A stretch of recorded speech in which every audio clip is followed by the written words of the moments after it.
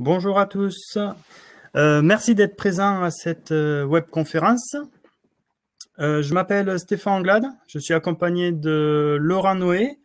On fait partie de la branche cybersécurité de la société HubOne, qui fait partie du groupe Aéroport de Paris.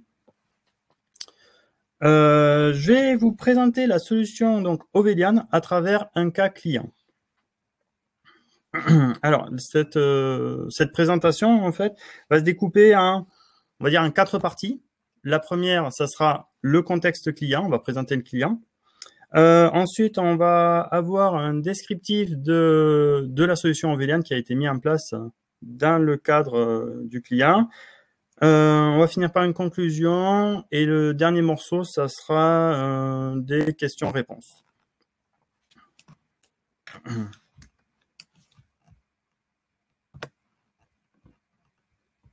Alors, présentation du client. Alors, le client, son contexte, c'est un client qui travaille dans le secteur du nucléaire et de la recherche. Alors, forcément, vu que c'est un secteur sensible, il va avoir des données sensibles à traiter et à sécuriser. Et pour pouvoir travailler sur ces données sensibles, en fait, il faut absolument que ces données-là soient dans un environnement de confiance et complètement maîtrisé. C'est une société où on a plus de 1000 collaborateurs répartis sur plusieurs sites. Donc déjà, ça pose un peu le contexte de certaines difficultés qu'on pourrait avoir. Alors, les activités et missions, il a pour but de faire des études et des expertises, principalement pour le public et aussi pour les sociétés privées. Il a une mission d'informer le public, donc soit en France, en Europe ou à l'étranger, sur tout ce qui est lié au nucléaire. Il doit faire de la prévention et de la protection. Et une dernière enjeu aussi, c'est évaluer les risques. Donc ça, c'est vraiment la présentation, le contexte du client.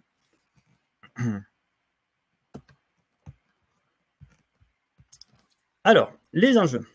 Le client, donc du coup, est réparti sur plusieurs sites. On va avoir des interventions sur site de plusieurs prestataires et infogérants.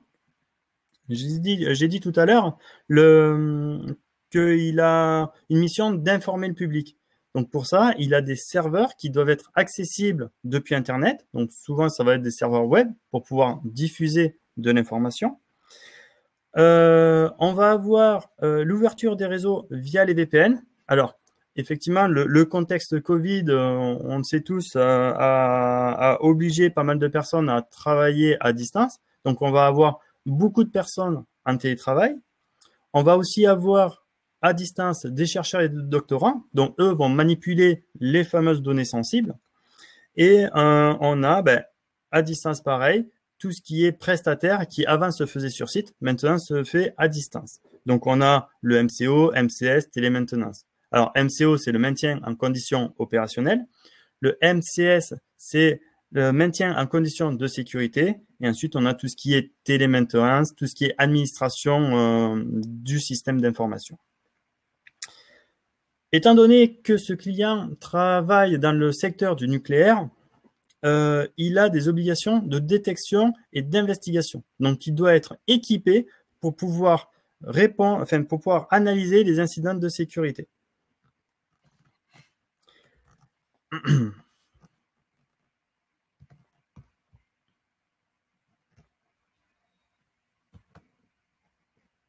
Ah, j'ai mon slide qui passe pas.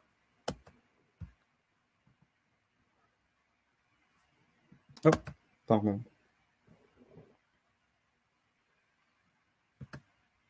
Ok.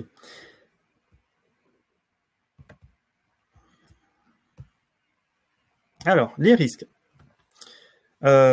Étant donné que le secteur du nucléaire a pas forcément une bonne image pour tout le monde, on va avoir plusieurs types d'attaquants. Alors, on va avoir les attaques isolées. Donc ça, c'est des personnes qui vont essayer d'attaquer un maximum de machines pour voir ce qui présente des vulnérabilités connues et facilement exploitables. Et ensuite, on va avoir des groupes qui sont beaucoup plus organisés, des activistes, des groupes vraiment organisés qui vont permettre, eux, de cibler certaines personnes ou certains clients, certaines sociétés, pour pouvoir justement voler des données, voilà, vraiment leur faire du mal. Dans cette partie-là, et l'actualité nous le montre aussi de plus en plus, on a la partie État et cyberarmée qu'il faut vraiment prendre en compte dans cette évaluation des risques.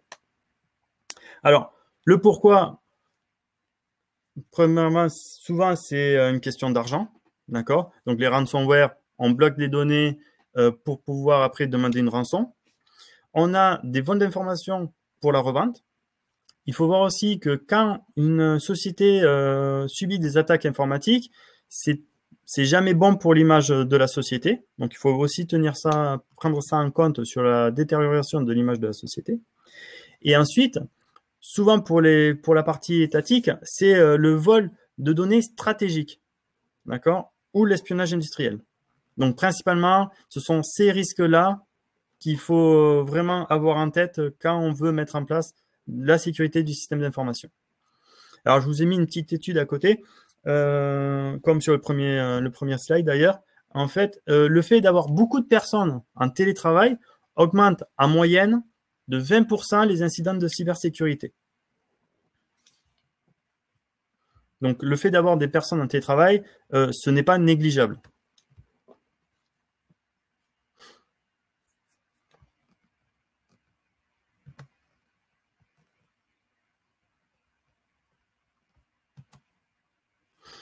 Alors, les objectifs. On a identifié avec ce client-là deux objectifs. Le premier, c'est pouvoir éviter les problèmes de sécurité sur les serveurs en essayant d'appliquer des contrôles de conformité. Alors, pourquoi on est obligé d'appliquer des contrôles de conformité? Le client, en fait, il voulait mettre ça en place pour pouvoir, limiter les ressources sur les serveurs. Donc, si on commence à limiter les ressources, quand on va vouloir attaquer ce serveur-là, il va falloir mettre plus de temps et plus de moyens techniques pour pouvoir justement essayer de faire tomber ces limites. Il voulait aussi pouvoir mesurer en fait la conformité de son serveur. Est-ce que mon serveur est conforme à 20% ou est-ce qu'il est conforme à 70 ou 80%? Il voulait aussi un outil qui permet de se déployer facilement et de façon automatique, en tout cas automatisée sur l'ensemble de son parc. Et le fait de pouvoir mesurer et de pouvoir appliquer ce contrôle de conformité, en fait, ça va permettre après d'avoir un retour avec ces résultats-là et de pouvoir mettre en place des plans d'action pour améliorer la qualité de service et la sécurité de ces serveurs. Donc ça, c'est vraiment le premier objectif. Le deuxième objectif, sur des serveurs plus sensibles, plus critiques, en fait, il veut avoir une visibilité pratiquement en temps réel de qu'est-ce qui se passe sur mon serveur. Donc, chaque mise à jour, création de compte, modification de fichiers, ce genre de choses. Toutes ces informations-là, il veut les collecter et pouvoir les faire ingurgiter dans un SOC. Donc, le SOC, c'est le Centre opérationnel de sécurité. C'est là où on va avoir la supervision de sécurité de l'ensemble du parc. Et le fait d'avoir ces informations-là va permettre de créer des scénarios d'attaque et de pouvoir les détecter. Et une fois qu'on a les détectés, d'être très, très réactif sur la réponse à l'incident. Donc, on a vraiment ces deux besoins-là qui est ressorti après discussion avec le client.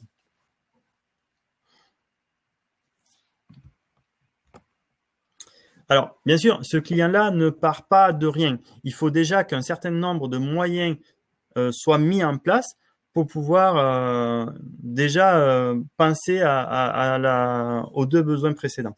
Donc, il a déjà mis en place des protections périmétriques. Alors, protection périmétrique, on va avoir des firewalls, on va avoir des proxys, on va avoir de l'anti-spam, voilà, un certain nombre d'outils qui va permettre déjà de créer des barrières tout autour du système d'information. On va avoir aussi, par exemple, pour savoir ce qui transite sur les réseaux, des sondes de détection, par exemple. Toutes ces informations-là vont remonter au SOC.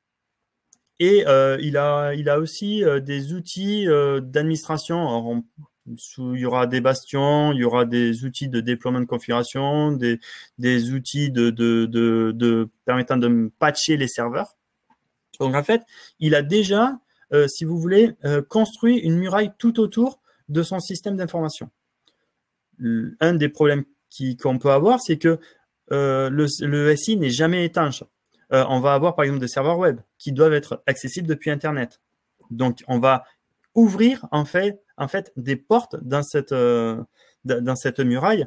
Et une fois que ces flux rentrent dans le SI, ben en fait, on n'est pas capable, une fois qu'on est sur le serveur, on n'est pas capable de savoir ce qui se passe dedans. Et c'est là où le contrôle d'intégrité et le contrôle de conformité peut avoir un intérêt.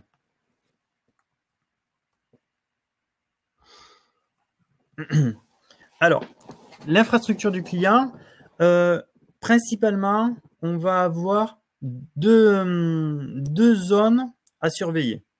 Alors, la première zone, c'est une zone interne, c'est ce qu'on appelle le LAN, qui est visible uniquement par les utilisateurs, par les collaborateurs et les prestataires. Sur cette zone-là, en fait, le client veut faire des campagnes de contrôle de conformité sur un groupe de serveurs, 60, 70, 80 serveurs. D'accord? Bien sûr, on ne va pas installer cet outil-là de façon manuelle. On va utiliser des outils qui permettent de faire du déploiement massif sur l'infrastructure. Donc là, je vous ai mis ce qui a été mis en place chez les clients, c'est la plateforme Ansible, qui est une plateforme de configuration et de déploiement sur l'ensemble du parc. On va avoir une deuxième zone à surveiller qui, elle, est une zone beaucoup plus sensible, beaucoup plus critique, parce qu'en fait, c'est une zone qui sera accessible depuis Internet. Donc là, il va falloir avoir un suivi beaucoup plus fin et beaucoup plus régulier. Cette zone-là, c'est ce qu'on appelle une DMZ, une zone démilitarisée. Dans cette zone-là, on va faire des contrôles de conformité une fois par mois sur chaque serveur pour vérifier qu'on n'a pas trop d'écart par rapport à ce qui a été défini. Il faut aussi surveiller les actions qui sont faites sur le serveur, et toutes ces informations-là doivent être remontées au SOC. Donc après, sur le SOC va analyser ces informations-là, va peut-être détecter des scénarios d'attaque et ensuite va pouvoir réagir. Donc c'est vraiment sur la première zone, le LAN, la zone interne, on a un contrôle de conformité sur l'ensemble du parc global. Sur la deuxième zone, là, on va avoir un contrôle continu des actions qui sont faites sur le serveur et le contrôle de conformité qui sera beaucoup plus régulier.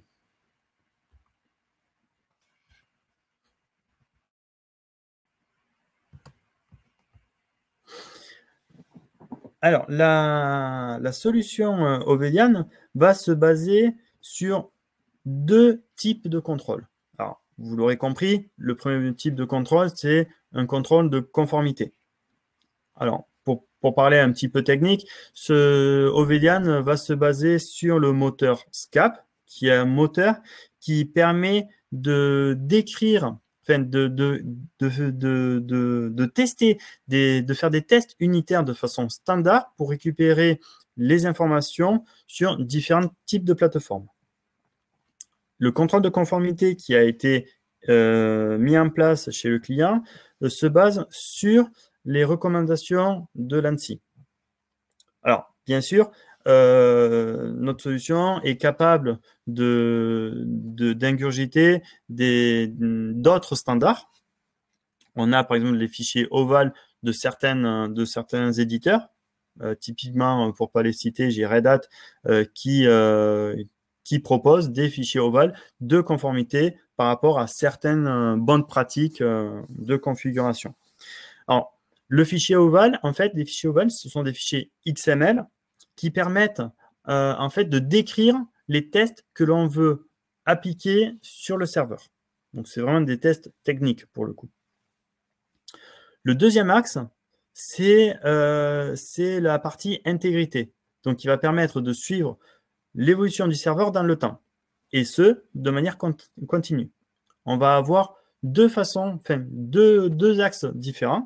Le premier, ça sera le FIM, le File Integrity Management, donc qui lui va vérifier, contrôler l'intégrité des fichiers texte et binaires. Et ensuite, on va avoir des points de contrôle. Alors, les points de contrôle, ça peut être, par exemple, surveiller les utilisateurs locaux sur le serveur. On va pouvoir avoir, par exemple, vérifier que la table de routage ne change pas. Voilà, on va pouvoir avoir des choses qui sont un peu plus dynamiques.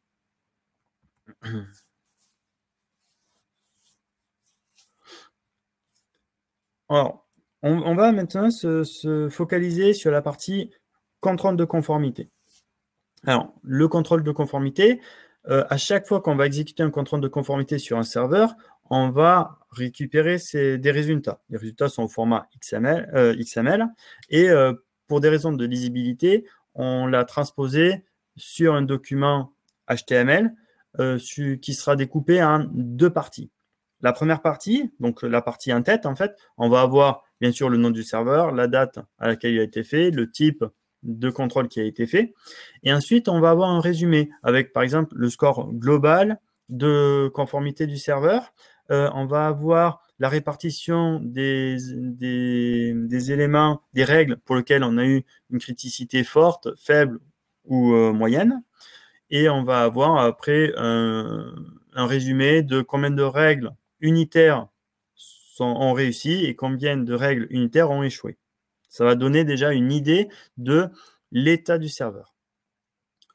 La deuxième partie, on va avoir la description en fait de chaque test unitaire. Alors, comme ce rapport-là a été créé à partir du document de l'ANTI, on a essayé de créer ce document pour qu'il soit utilisable par la direction que par les administrateurs système. Donc, on va avoir un label qui dit, ben, voilà, cette règle doit faire ça. Ensuite, on a une description. Et pour les administrateurs système, on a essayé de leur donner des pistes qui leur permettraient de corriger ou d'augmenter la sécurité de leur serveur. Et bien sûr, à chaque fois, on a le lien qui va vers le PDF de l'ANTI pour avoir le document complet. Alors, vous allez me dire, c'est bien, si j'ai 80 serveurs à chaque campagne, je vais avoir 80 rapports à lire. Pour pouvoir avoir une vue globale de la campagne, en fait, on a généré un rapport supplémentaire qui va regrouper les informations des 80 serveurs de la campagne. Donc, on va avoir le document au même format que l'autre, avec une en-tête, avec le nombre de machines, la date de passage et le type de campagne qui a été appliqué.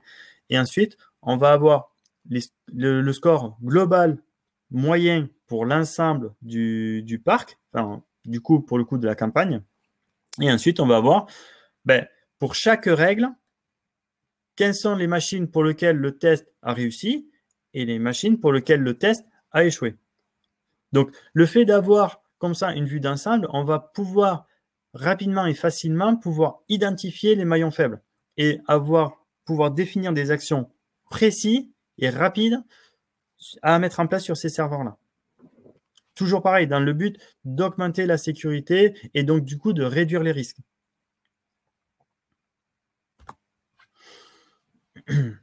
Alors, la partie intégrité. On a la possibilité, donc nativement, on fournit un certain nombre de points de contrôle, mais vous avez la possibilité, en fonction de vos besoins, de décrire des points de contrôle particuliers. Je prends le cas d'un client qui avait un besoin sur un serveur très critique. En fait, il avait besoin de vérifier les paramètres de sa carte RAID. Alors, la carte RAID, c'est une carte qui permet de piloter les disques durs. Et du coup, on a écrit un point de contrôle qui régulièrement va demander à la carte RAID donne-moi les paramètres configuration, tes paramètres de configuration, et on va vérifier au fil du lot que ces paramètres ne changent pas. Si un paramètre change alors qu'il n'est pas autorisé, une alerte est remontée à toutes les équipes d'administration, justement pour corriger rapidement le problème. Là, pour le coup, les données qui étaient sur ce serveur-là étaient des données ultra sensibles. Donc voilà, donc on va pouvoir faire des trucs particuliers. On va pouvoir avoir, par exemple, le contrôle d'intégrité de fichiers. Donc ça, c'est plus ou moins statique, on va dire.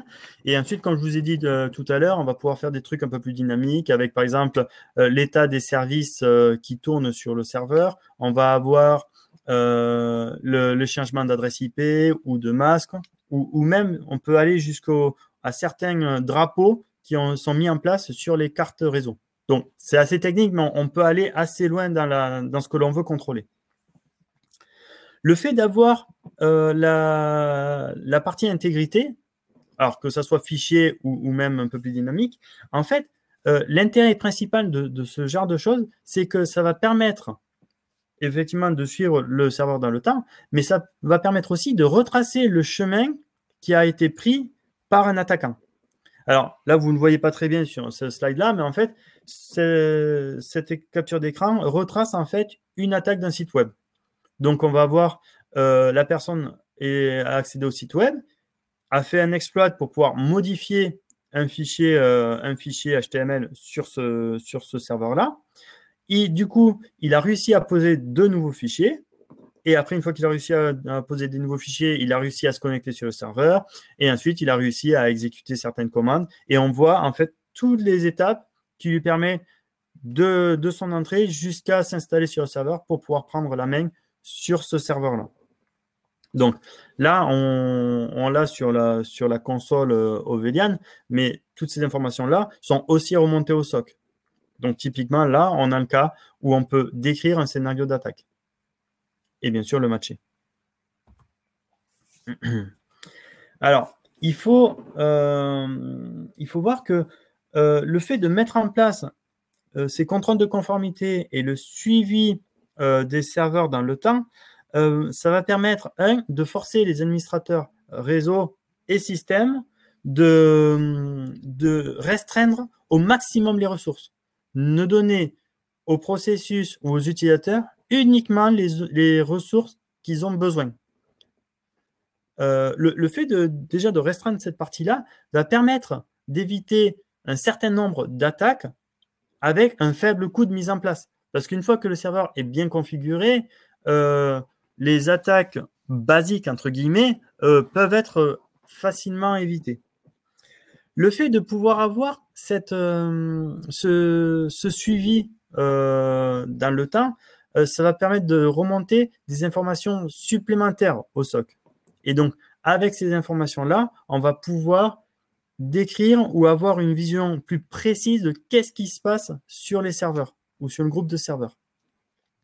Le fait de voir ce qui se passe sur ces serveurs et de pouvoir avoir un temps de réactivité très élevé, en fait, ça va permettre, en cas d'une attaque ou d'un vrai incident de sécurité, ça va permettre d'être très réactif et donc potentiellement de pouvoir limiter le temps de l'attaque et du coup les dégâts. Si par exemple on peut détecter rapidement qu'on a des vols de données, au lieu de télécharger 50 gigas de données, on va peut-être les personnes en récupéreront peut-être je sais pas 50, 20 ou 30 gigas. Vraiment, ça va permettre d'être très réactif. Pareil, sur une attaque je sais pas, de DDoS ou une attaque où on essaye de bloquer avec des ransomware, quand on commence à voir que certains fichiers commencent à être chiffrés à la volée, ça va peut-être émettre une alarme de sécurité en disant ce serveur-là, il y a quelque chose qui ne va pas. Et ça va permettre de cloisonner ce serveur-là pour pas que ça puisse se propager à travers le reste du réseau.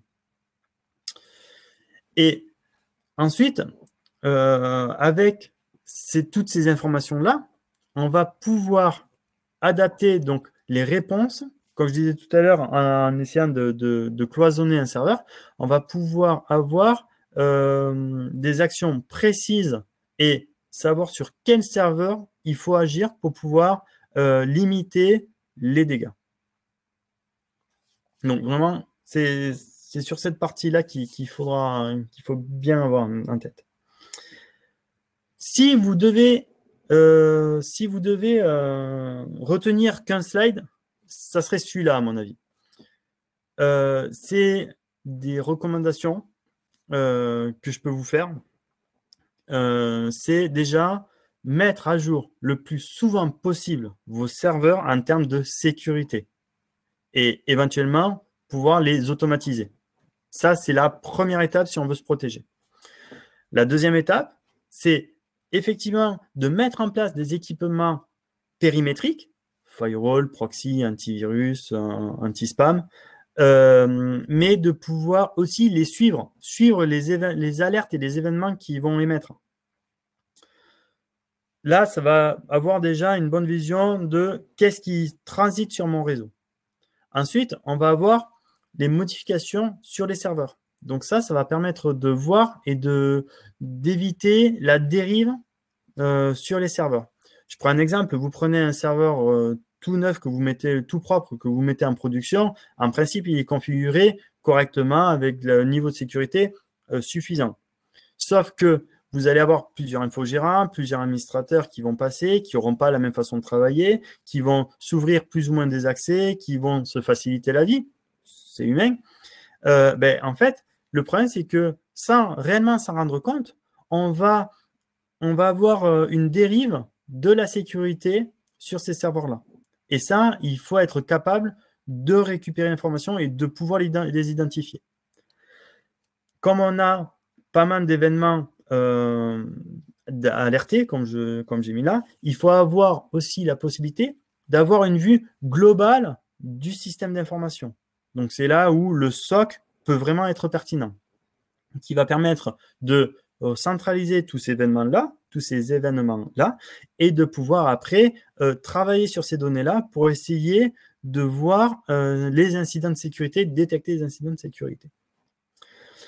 Le fait de mettre en place un contrôle de conformité, ça va permettre de mesurer l'état du serveur. Est-ce que mon serveur est sécurisé à 20%? Auquel cas, là, il va falloir faire des actions rapides sur ces serveurs-là. Ou est-ce que j'ai des serveurs qui sont conformes à 80 ou 90%? Auquel cas, on peut toujours s'améliorer, bien sûr, mais on va dire que ce sera peut-être les serveurs moins prioritaires à traiter. Et le fait de pouvoir mesurer ces informations-là, ça va permettre de décrire, de mettre en place des plans d'action qui vont permettre justement d'augmenter la sécurité des serveurs. Et le fait d'augmenter la sécurité des serveurs va aussi avoir un impact sur la qualité de service que vous pouvez fournir à vos utilisateurs du système d'information. Donc, on a vraiment cette slide-là regroupe les principales recommandations qu'un RSSI doit mettre en place, en fait. Donc voilà, on arrive à la fin de cette présentation. J'espère qu'elle vous a plu. Si vous avez des questions, n'hésitez pas. On est là avec Laurent pour y répondre. Et je vous remercie beaucoup de votre attention. Hop. Alors.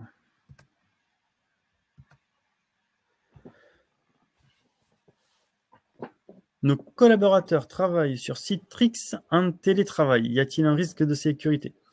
Alors, je ne sais pas exactement sur quel outil Citrix travaillent vos collaborateurs, mais de toute façon, ce qu'il faut voir, c'est que le risque zéro en sécurité informatique n'existe pas.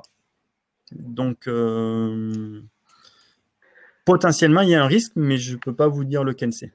Le vrai point sur quand on ouvre des choses sur la partie Citrix, ça va dépendre totalement de ce que vous ouvrez comme applicatif. Soit vous leur ouvrez que des accès sur des applicatifs définis, précis, et ils ne pourront avoir un impact que sur cette partie-là. Soit vous leur donnez des accès plus larges avec des possibilités de sauvegarder des choses à des endroits, avec des possibilités éventuellement jusqu'à faire de la maintenance, hein, puisqu'on peut ouvrir assez largement sur un Citrix en fonction de ce qu'on donne. Même si c'est un portail d'accès, on peut donner des choses. Et en fonction de ce que les personnes pourront faire, ils pourront attaquer via ce biais-là. Donc, ça dépend totalement de votre politique et de ce que vous avez donné en accès à vos collaborateurs via ces plateformes.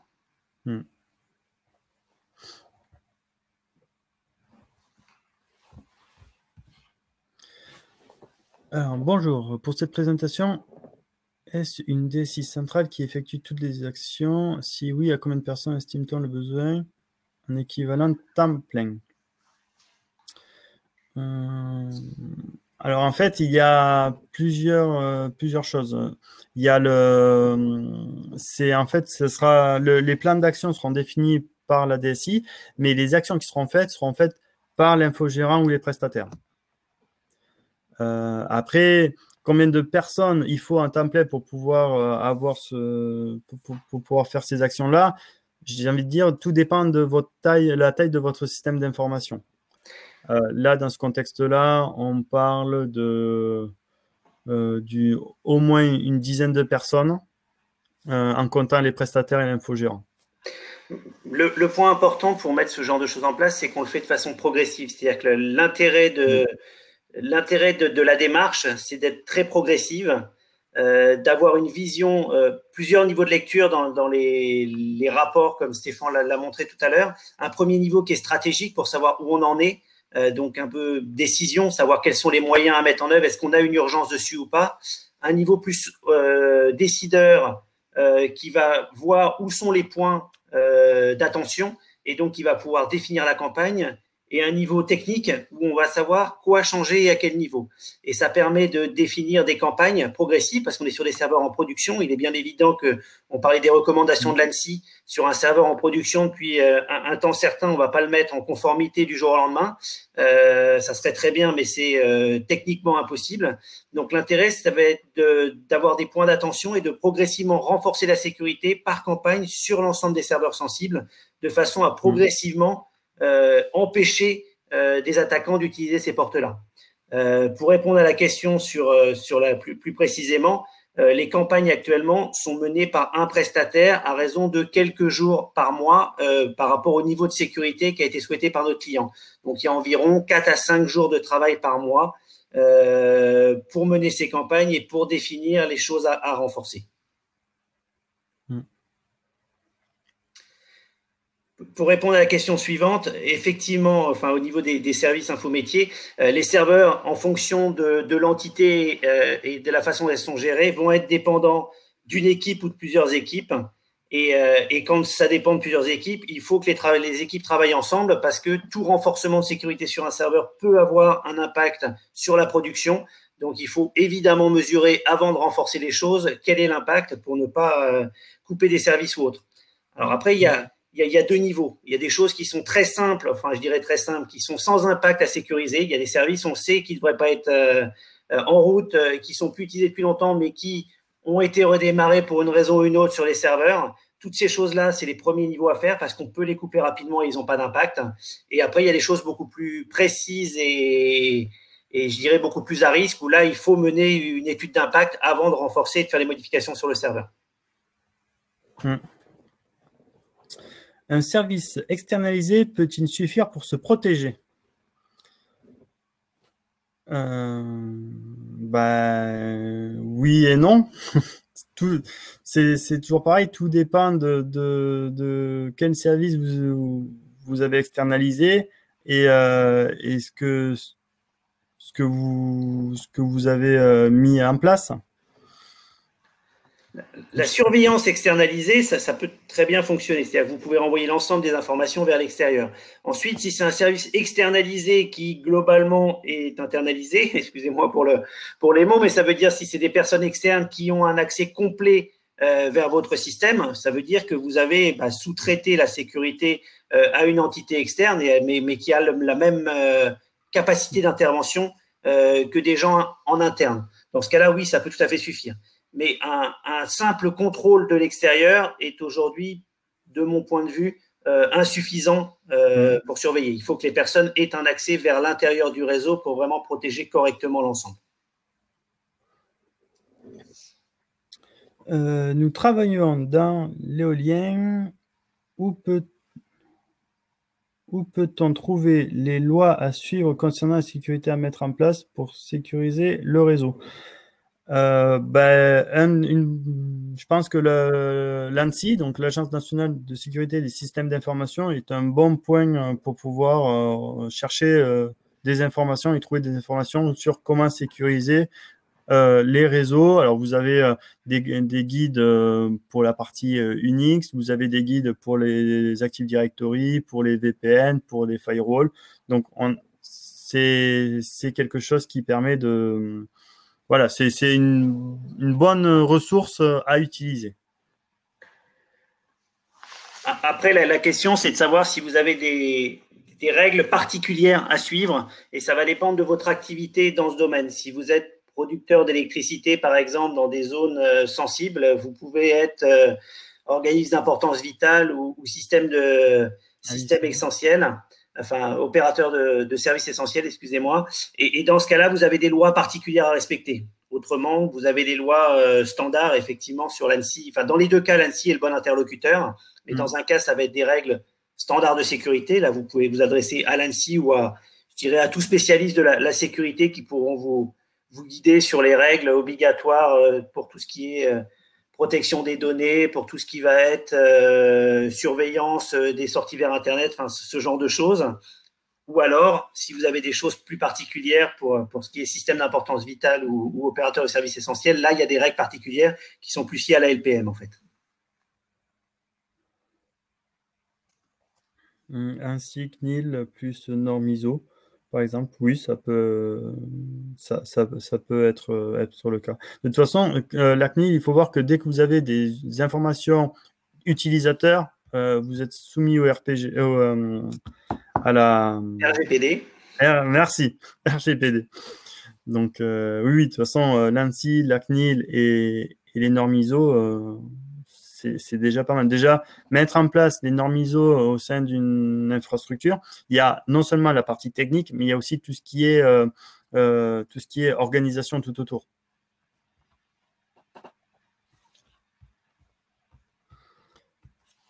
La difficulté aujourd'hui pour la gestion du SI critique est de respecter les préconisations de l'ANSSI en essayant de conserver en interne cette gestion en évitant justement trop d'infogérance et la sortie de documents sensibles.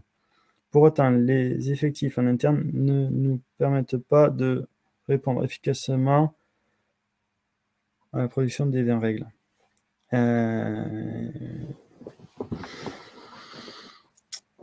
Oui, effectivement, c'est un peu le revers de la médaille. Si on a besoin souvent d'un infogérant pour gérer le système d'information, mais du coup, c'est-à-dire qu'en contrepartie, on ne maîtrise pas forcément les informations qui transitent. Donc, ça peut être une difficulté. Je rebondis dessus sur un exemple d'un client qu'on a. En fait, il utilisait la solution Ovelian justement pour vérifier les actions qui étaient faites sur les serveurs critiques par l'infogérant. Donc, en fait, ce qu'il faisait, c'est que s'il avait je ne sais pas, je dis n'importe quoi, augmenter un espace disque sur un serveur, donc il demandait à l'infogérant sur tel serveur, je veux augmenter l'espace disque de 20 gigas. Et en fait, il utilisait la solution Ovelian pour remonter cette information-là et vérifier que ce qu'avait fait l'infogérant était conforme à ce qu'il avait demandé. Ça permet d'avoir un retour au moins de contrôle de qu'est-ce qui a été fait sur le serveur et pas peut-être 2-3 trucs à côté qui n'étaient pas prévus.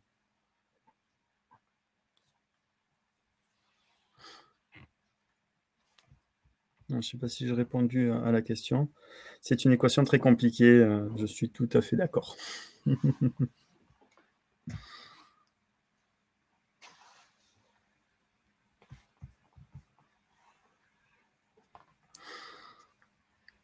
Bon, je crois qu'il n'y a plus de questions. Je vous remercie de votre attention. Je vais juste vous mettre nos informations de contact à Laurent et à moi. Si vous avez des questions, si vous voulez plus de précision, on est disponible pour vous aider. Et voilà. Je vous remercie beaucoup. Bonne journée à vous et peut-être à bientôt. Au revoir.